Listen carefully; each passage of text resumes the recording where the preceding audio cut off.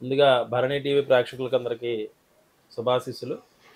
క్షీరసాగర మథనం జరిగినప్పుడు దేవతలు, దానవులు వాసుకి అనే సర్పంతో, మందర అనే పర్వతంతో ఈ క్షీరసాగరం అంటే పాల సముద్రాన్ని చిలికినప్పుడు మొట్టమొదటిగా హాలాహలం విషం వచ్చింది. అందరికీ తెలిసిన విషయమే.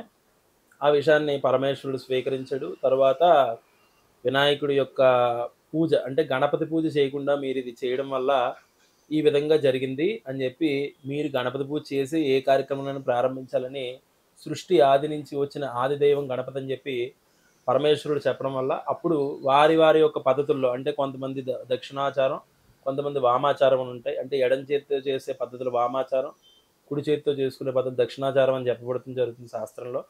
ఈ విధంగా దేవతలందరూ కూడా దక్షిణాచార ప్రకారం, దానవులందరూ కూడా వాళ్ళ వామాచార ప్రకారం గణపతి పూజ చేసుకున్న తర్వాత అక్కడికొచ్చి మళ్ళా ప్రారంభిస్తారనమాట. తోక వైపు దేవతలు, శిరస్సు వైపు ఈ దానవులు అంటే దానవులు అంటే రాక్షసులు ఉండి మళ్ళీ మదించినప్పుడు మొట్టమొదటిగా లక్ష్మీదేవి వస్తుంది. లక్ష్మీదేవి వచ్చినప్పుడు వినాయకుడు ముందే చెప్తాడు. వచ్చి కూర్చున్న తర్వాత ఈ యొక్క పాల సముద్రంలోంచి మొట్టమొదటి ఏ వస్తువైతే వస్తుందో ఆ వస్తువును మీరు నాకు సమర్పించాలి అని చెప్తాడు వినాయకుడు. అందరూ కూడా సరే అని చెప్తారు. మరి ఈ మదించిన వెంటనే మొట్టమొదటిగా లక్ష్మీదేవి వస్తుంది. అందరూ కూడా స్తబ్దులైపోతారనమాట. స్థిగ్ధగా ఉండిపోయి అదేంటి లక్ష్మీదేవి వచ్చింది. మరి లక్ష్మీదేవి విష్ణుమూర్తి భార్య కదా! మనం వినాయకుడికి ఇస్తామని చెప్పాం కదా! అని ఎవరికి వాళ్ళే మదన పడిపోతూ ఉంటారు. అప్పుడు అధర్వణ వేద ప్రకారం మనకి 4 వేదాలు ఉన్నాయి కదండీ! ఋగ్వేదము, సామవేదము, యజుర్వేదము, ఐధర్వణ వేదం అంటారు. అధర్వణ వేదం అంటారు.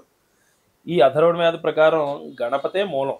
అంటే గణపతి ఆది గణపతి అష్టగణపతులు అని చెప్తారు కదండి. ఈ ఆది గణపతిలోనే ఈ సర్వ విశ్వము అంటే అతల వితల సుతల తలాతల రసాతల పాతాల లోకాలు, భూలోక భువర్లోక సువర్లోక తపోలోక జనోలోకాలు సత్యలోకాలు, దానిపైన శ్రీపురము, దానిపైన వైకుంఠము, దానిపైన కైలాసము, ఇవన్నీ కూడా గణపతిలోనే ఉన్నాయి అని అధర్వణ వేదం మనకు చెప్తుందనమాట. ఆ విధంగా గణపతి మూల పురుషుడు కాబట్టి గణపతి మూల దైవం అని చెప్పి ఆది దైవం అంటే ఆది నుంచి ఉన్న దైవం అని అప్పుడు వినాయకుడు చెప్తాడనమాట. మీరు చూసే ఈ విగ్రహం కాదు నేనని చెప్పి తన విశ్వరూపాన్ని ప్రదర్శించారట అప్పుడు. ప్రదర్శించి అప్పుడు చెప్తారు.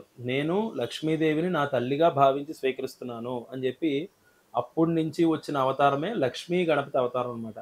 అప్పటి నుంచే రక్తవర్ణం, రక్తపుష్పం, రక్తమాల్యాంబరధరం, రక్తఛత్ర ధ్వజ పతాకాది శోభితం అని చెప్పి ఎర్రటి పంచె అంటే ఆయనకిష్టమట. ఎర్ర పంచె కట్టుకొని ఉంటారు. అలాగే ఎర్రటి పుష్పాలతోటి, ఎర్ర చందనంతోటి పూజ చేస్తారు లక్ష్మీ గణపతికి. అప్పటి నుంచి వచ్చిన అవతారమే లక్ష్మీ గణపతి.